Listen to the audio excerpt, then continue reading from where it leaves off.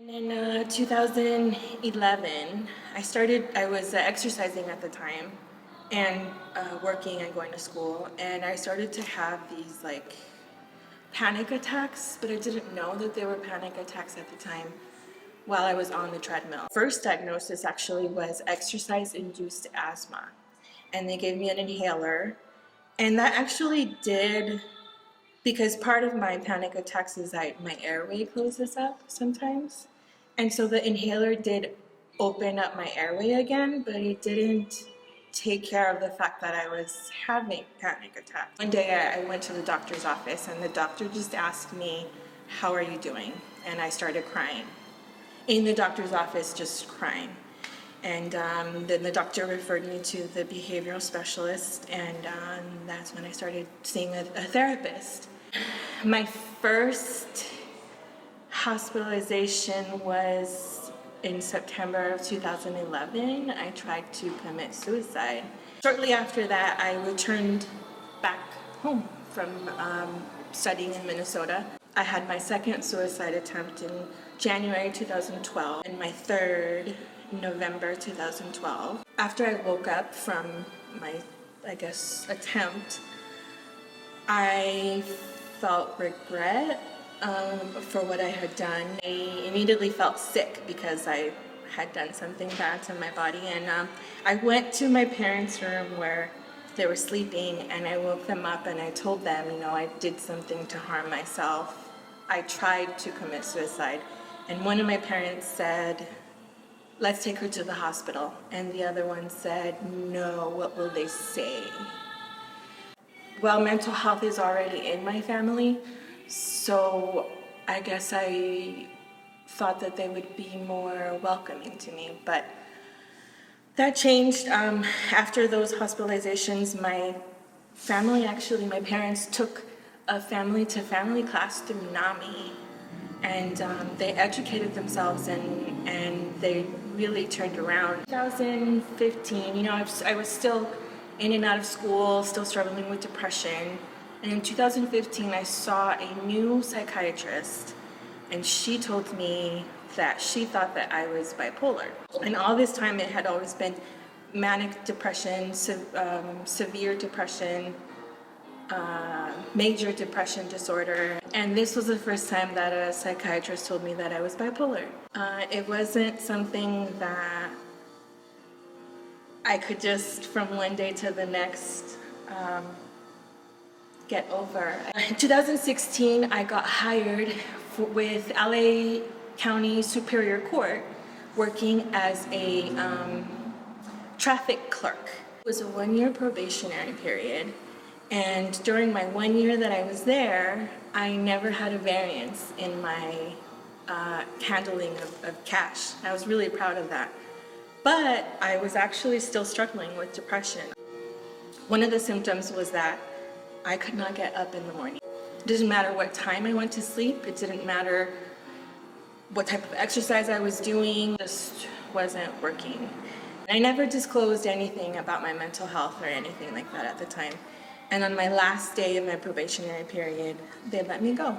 It was one of the hardest things that I had to go through. I cried like a baby in front of 2 adult women, and I cried my whole way home. After that, I had a car, so I started driving Lyft. I got T-boned while I was driving Lyft. He T-boned me and totaled my car. And I think that was basically my rock bottom. The point that changed everything was that my mom asked her, "Do you have a psychiatrist that you can recommend for my daughter?" She recommended me a psychiatrist, and that psychiatrist gave me an antidepressant that basically changed my life. Sometimes when I try to explain what depression is like, I kind of say that it's kind of like having depression goggles, because you see things a certain way and you're always reacting to things a certain way, and it's different. Now that I'm better, I guess, I can tell that it's different. It doesn't mean that I'm perfect now or anything, because I still go to therapy. I still take my medication every single day, and I have my support system around me. I know what works for me and what doesn't, and that's why now I'm able to achieve the things that I want to achieve. I've just seen that there's just so much reluctance to get professional help. There are things that you can do on your own, like meditation, exercise, healthy eating. But if those things don't work for you and you know what's best for you, just take the step to accept the help. If there's a diabetic and they can't have certain foods, what do? They go to the doctor, they get their medication, they have their insulin shots. Why is it okay for them to have their medication and not okay for me to take medication for my brain? My brain is another organ in the body that I need to take care of. And if it's not working out the way that I'm doing it, then it's time to let the professional help me with that. What I used to do sometimes, I used to chew peppermint gum. Sometimes that would help open up my airways, and maybe just that motion of that chewing of the gum, or sometimes even chewing ice would help.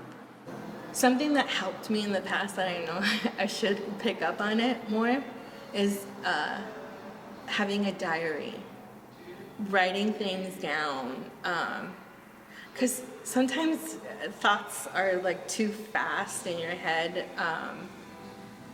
and seeing it on paper just kind of helps settle and understand what's actually going on in your head. Sometimes I couldn't understand until I wrote it down on paper. My service dog has saved my life, I don't know, countless times. She knows pretty much all my secrets.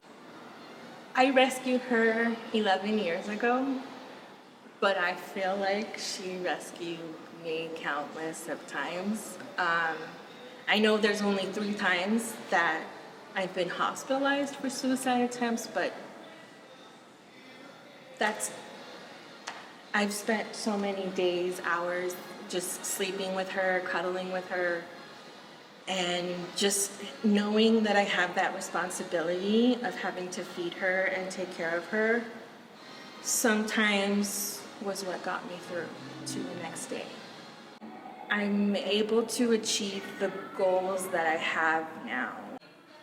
My stress level does come up because my assignments are coming due, but I'm able to do my assignments now.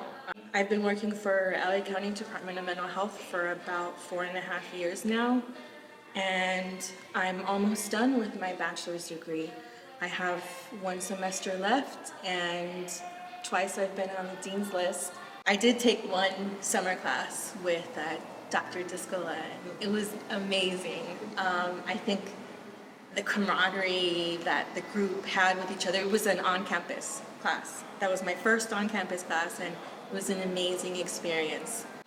And I'm so glad to be able to have this experience, to share my story and to have that platform.